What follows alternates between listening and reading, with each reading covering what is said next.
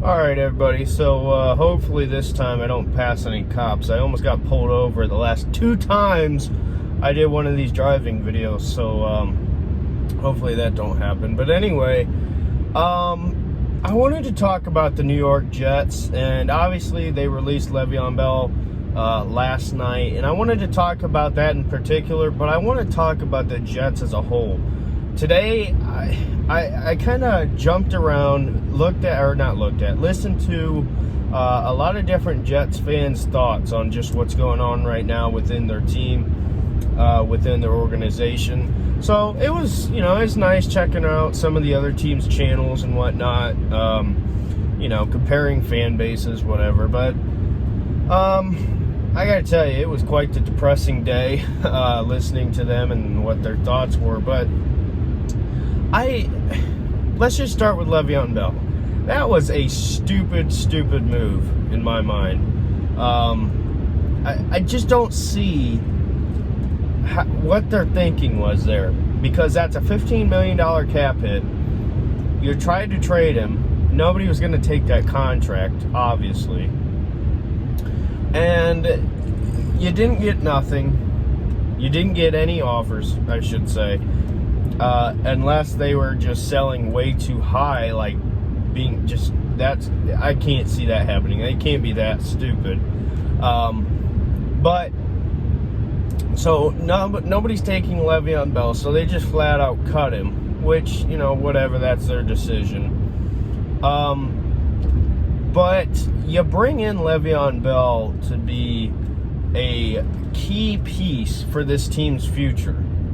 Because at the time when he was signed to the Jets, he was one of the best running backs, but he was also a really good receiving threat. And that made him very versatile in that offense, being the fact that the Jets did not really have a ton of options in the receiving room, as well as Le'Veon Bell was the number one back, obviously. So, Adam Gase does not like Le'Veon Bell. And Le'Veon Bell does not like Adam Gase. So why? You're going to fire Adam Gase. You're going to fire Adam Gase. So why would you cut bait with Le'Veon Bell and then turn around at the end of the year and then fire Adam Gase? It doesn't make sense to me. But as far as the Jets' future as a whole, I actually don't think it's as bad as a lot of Jets fans would think. Because I think that what you have right now is you're full tank mode. You're going to probably go 0-16. You're probably going to get the number 1 pick. You trade Sam Darnold right now. Trade Sam Darnold right now. I don't know what you're going to get for him. Maybe a second. I know some people who think you're going to get a first. Sam Darnold is not talented enough to lead an untalented team to have success. You can listen to Colin Cowherd all day on his knees for Sam Darnold. He's just not such a talent that he can elevate the people around him that much. Let's see. You look back at that draft class. Josh Allen's better. Lamar Jackson's better. Baker Mayfield's better. He's the 4th best quarterback in that draft, and everybody going in was saying that he was the best. Not everybody, but most. And by the way, yes, Baker Mayfield is better than Sam Darnold. I don't care how bad you want to scream at the top of your lungs that he's not. It's just the truth. And I just passed another cop. Are you kidding me? His lights are on. What was that going? Crap. Anyway, hope to God I don't get pulled over. Don't turn around. Anyway, so Sam Darnold, trade him now. Get what you can for him. I think Sam Darnold, it's not his fault. Could he be somewhat successful? Did he just turn around? I hope to. That ain't him. That can't be him. No, it ain't. Sam Darnold could be successful on a team like the Niners, where it's at Kyle Shanahan's style of offense. Not dumb things down, but make things simpler. Emphasize the run game. Take it out of the quarterback's hands a lot. I think he could be successful in that style of offense and situation, whatever. But I just don't see him as a guy who you say, hey, we're rebuilding, you got to elevate these people we bring. I just don't see that happening. Draft Trevor Lawrence with the #1 overall pick. I would fire, I don't know their whole situation there. I know their ownership's terrible. I would fire the GM, I would fire the head coach. I'd bring in somebody who's a good talent evaluator, who's proven that they know what they're doing, could draft good players, could bring in talent. I would bring in a GM where that's their skill set. And then I would draft Trevor Lawrence #1, build off of that. Trevor Lawrence as a talent is not even on the same level as Sam Darnold.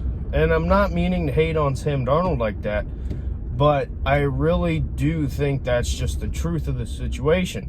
So you draft Trevor Lawrence, and it could be a game changer as far as building for the future. You get a bunch of picks. You know what you're doing with those picks. You look at franchises. What are the key things on an NFL team that you have to be good? Left tackle. You drafted Mekhi Becton. You think he's your guy. He's obviously a physical specimen.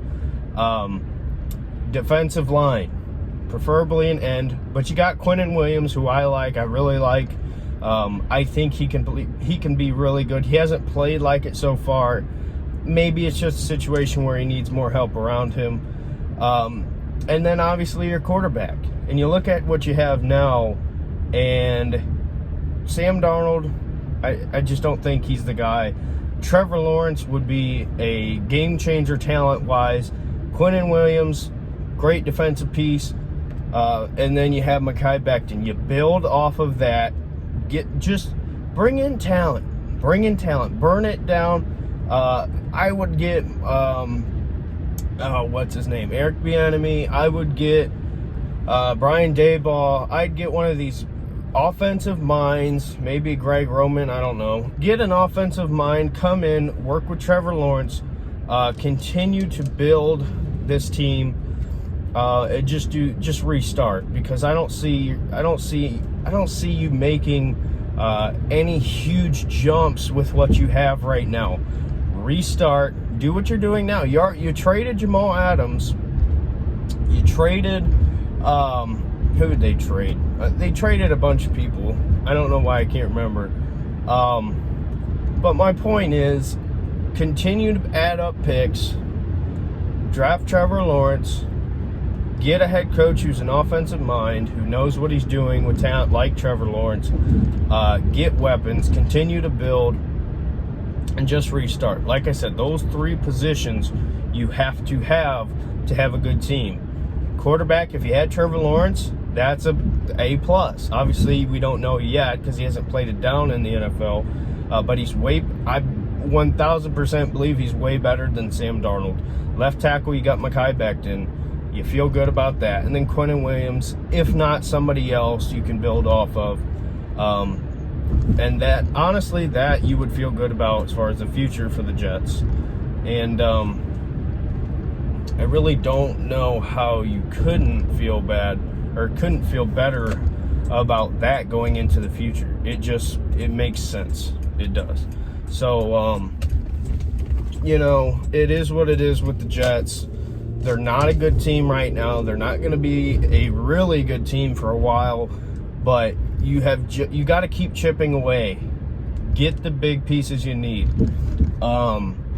Starts with your quarterback. You got a chance to get in a once-in-a-lifetime player. If not him, Justin Fields, if you happen to win a couple games. I believe Justin Fields is a transcendent player as well. So I don't think everything's looking terrible for the Jets in the future. I think you just need to get somebody to come in, pick players with these picks that can turn out. Now, obviously, that's easy to say, but some guys just have a knack for finding talent. Get one of those guys. You know, I'm a Browns fan. John Dorsey was able to bring in some huge pieces, and then you build off of that with somebody else. You filled in the cracks. So, Jets fans, it's not all negative. Just keep your eyes on Trevor Lawrence. That'll make you happy. Bye.